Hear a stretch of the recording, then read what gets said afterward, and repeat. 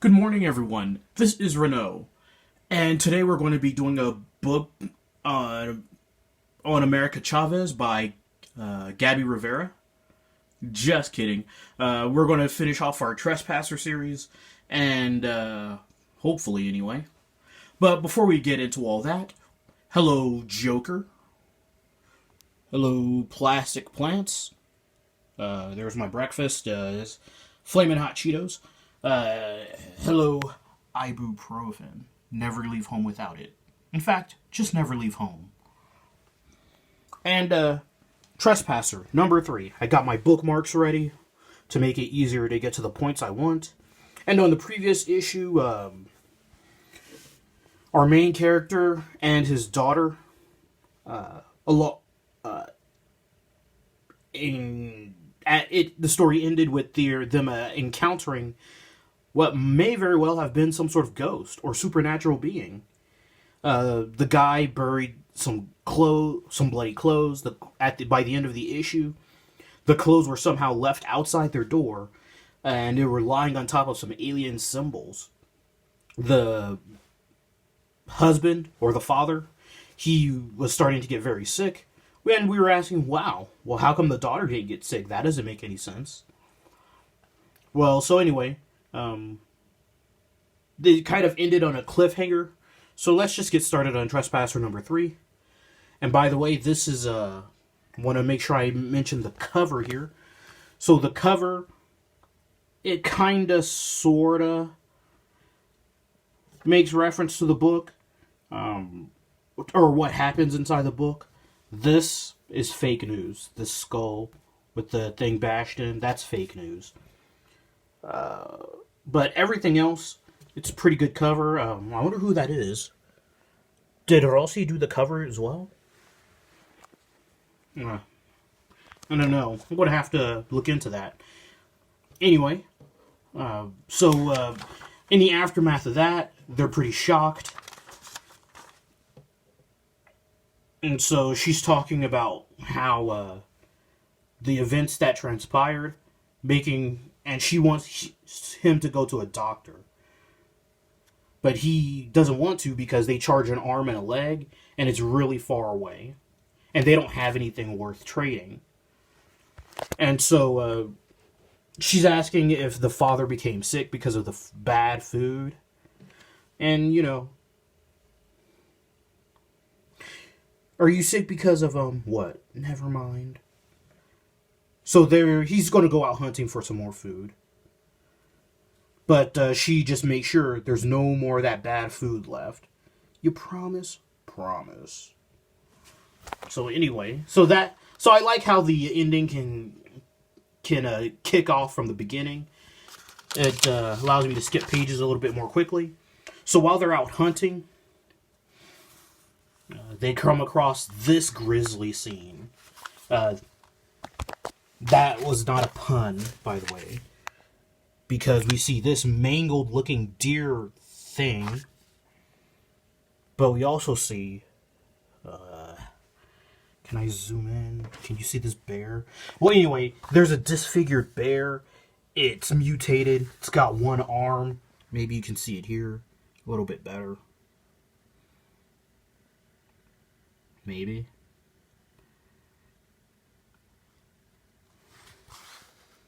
Yeah, sorry you can't see it, but it's a mutated looking bear. It's kind of gross. And this is a connection to the radiation that took place. And so they approach, and so he's like, hold on, don't get any closer, it could still be dangerous. He uses his radiometer, I don't know what it's called, but the radiometer, and the bear, and this mangled looking deer, neither one is good for food. And so it's frustrating, right? And so she's looking at this mangled bear, and then she's looking at her own teddy bear. Now she's doing so this is a good scene here, because she's looking at the bear, this disfigured bear, and her teddy bear, and they look very different. And she's realizing that something is very, very wrong with this world. Something is very, very wrong with this disfigured bear. Because it doesn't look anything like the teddy bear. And she's a child, so something she doesn't understand. But she knows that this is very, very wrong in multiple ways. But he misunderstands it. He's like, hey, that's not your teddy bear. They're not the same. And so she gets pissed off. Because she knows I'm not stupid. And so he's like, hey, I don't like your attitude, little lady. But then they get into this really big fight. She talks about how she knows that she fed her alien meat. She knows that he's hiding things from her. They get into a pretty nasty argument. And so eventually they go home. Because children are not dumb, they're just uninformed, but they still pick up on things. And so she's like, I'm not dumb, Dad. And that just causes a big fight between them. And so they head home. And then they, on the way, he encounters the dog. But the dog has a thing in its head. Wow. This video is terrible. Maybe it's the lighting, but ugh. Anyway, the dog has a thing in its head. And so he doesn't know what this thing is. It could be a bomb, it could be an explosive. So he and the dog, Belle, they go off and he gets this thing out of its head. But Belle starts acting really strange. Hold on, let me just do something. Just a second. Oh. Never mind. My light is on. It's just can't see shit. So anyway, she's got this thing in her head because she's been gone all night. So he's like, hold still while I pull this thing out. And he pulls the thing out of Belle's head. And the dog runs off and he chases after her.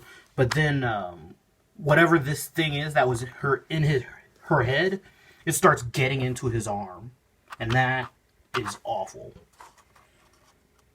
And so Belle isn't acting right now. Belle's having an issue. Belle's collapsing. She's whining.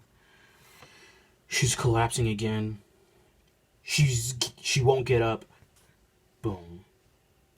Dog is dead. Rip doggo. So let me skip a couple more pages. So as I'm skipping the pages, though, him and his daughter get into a big fight again. And so she's really mad now because she thinks he killed the dog. And he kind of sort of did when he pulled that thing out, but, you know, he can't help that. And so she's like, I want to die. I want this world to kill me. So he's like, don't let me ever say that. And so she's like, I hope these kill me. And so he's like, oh no, she's got the infection too that he has.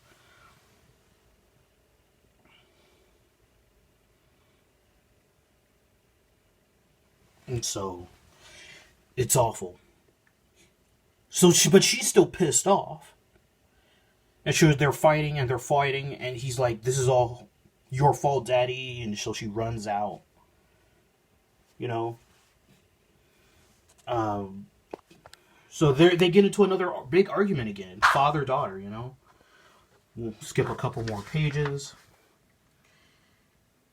He's talking about how he's sorry that this whole thing happened. He's sorry that this is the world they have to live in. And she runs off. She kind of runs away from home. And as she runs away from home, she encounters another alien.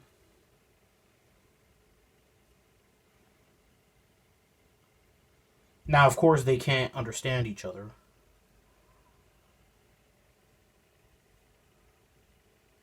They're trying to communicate. So he just walks away and ignores her. And so but they can't communicate. So eventually, as they're walking, she throws up, but it's not regular vomit. She's starting to vomit blood. And it says, "Daddy, I think I'm dying." So, such heartache, such heartbreak. Yeah. So I've been, these last couple of issues I've been able to read like in 5 minutes. That doesn't mean they're bad. They're just a quick read because, they're well done. But the thing about comics is it's kind of hard to have that price point comparison of comics against things like video games on Steam or whatever, because like in this, for example, in this book, I read it in 5 minutes, but if it was overloaded with text, then it's like, oh, what a drag. But this book was a little bit fast, but that's not a problem. It's just if it's something reads fast but nothing is happening, that's bad. There's a lot of stuff that happens here. So anyway, we'll see how the conclusion of this book goes. I would give this a 9 out of 10. Just because some of the issues with the book is that I can just feel that it doesn't tie in as well with with that very first book. And this book had some horror elements with aliens, but the horror element isn't quite as strong as it was earlier. And it's not quite sure what this story wants to be. But it's still a good read. Like I said, 9 out of 10. Anyway, thank you so much for watching, and I hope you enjoy that rest of your day. Oh, and hit that like button, by the way. Bye-bye.